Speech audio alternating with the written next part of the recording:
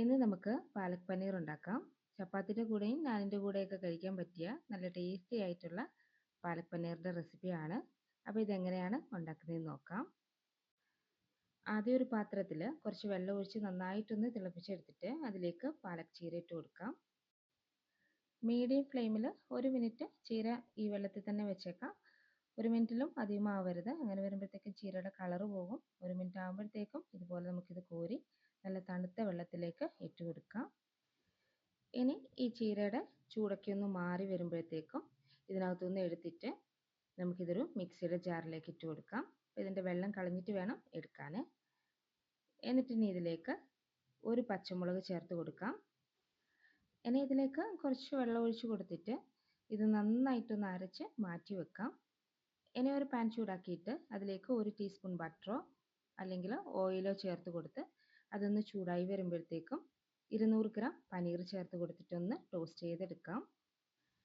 എന്നിട്ട് അതിൻ്റെ ഒരു സൈഡ് ലൈറ്റായിട്ട് ഒരു ബ്രൗൺ കളർ ആകുമ്പോഴത്തേക്കും തിരിച്ചിട്ട് കൊടുക്കാം. ഒത്തിരി അങ്ങ് ബ്രൗൺ കളർ ആവരുത്.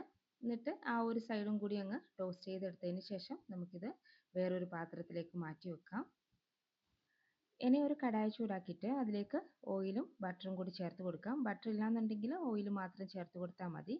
ഇതിന് വേണ്ടിയിട്ട് റീഫൈൻഡ് ഓയിൽ വേണം ഉപയോഗിക്കാൻ.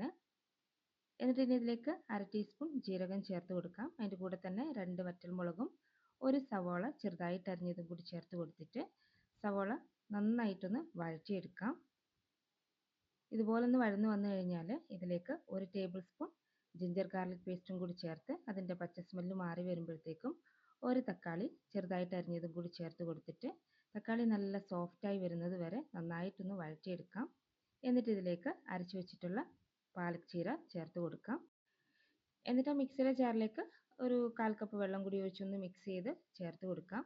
എന്നിട്ട് അതിൻ്റെ കൂടെ തന്നെ 1/4 കപ്പ് വെള്ളം കൂടി ചേർത്ത് കൊടുത്തിട്ട് അത് നന്നായിട്ടൊന്ന് തിളച്ച് വരുമ്പോഴത്തേക്കും ഇതിലേക്ക് മസാലപ്പൊടികൾ ചേർത്ത് കൊടുക്കാം. അപ്പോൾ അതിന് വേണ്ടിയിട്ട് ഞാനിവിടെ കാശ്മീരി മുളക് പൊടിയും മല്ലിപ്പൊടിയും ഗരം മസാലപ്പൊടി മഞ്ഞൾപ്പൊടി ജീരകപ്പൊടി കസൂരി മേത്തി പൗഡറും പിന്നെ ഉപ്പും കൂടിയാണ് ചേർത്ത് കൊടുത്തിട്ടുള്ളത്. ഇതിൻ്റെ അളവൊക്കെ ഞാൻ ഡിസ്ക്രിപ്ഷനിൽ കൊടുത്തേക്കാം. ഇനി ഇതൊന്ന് മിക്സ് ചെയ്ത് കൊടുത്തിട്ട് ഗ്രേവി ഒന്ന് തിക്കായി വരുമ്പോഴത്തേക്കും ടോസ്റ്റ് ചെയ്ത് വെച്ചിട്ടുള്ള പനീർ ചേർത്ത് കൊടുക്കാം. അതിൻ്റെ കൂടെ തന്നെ 1/4 കപ്പ് ഫ്രഷ് ക്രീമും കൂടി ചേർത്ത് കൊടുത്ത് നന്നായിട്ടൊന്ന് മിക്സ് ചെയ്തെടുക്കാം. ഈ ഒരു സമയം ടേസ്റ്റ് ചെയ്ത് നോക്കുക. എരിവ് പോരാന്നുണ്ടെങ്കിൽ നിങ്ങളുടെ സ്പൈസ് ലെവലിനനുസരിച്ചിട്ട് മുളക് പൊടിയും കൂടി ചേർത്ത് കൊടുക്കാവുന്നതാണ്.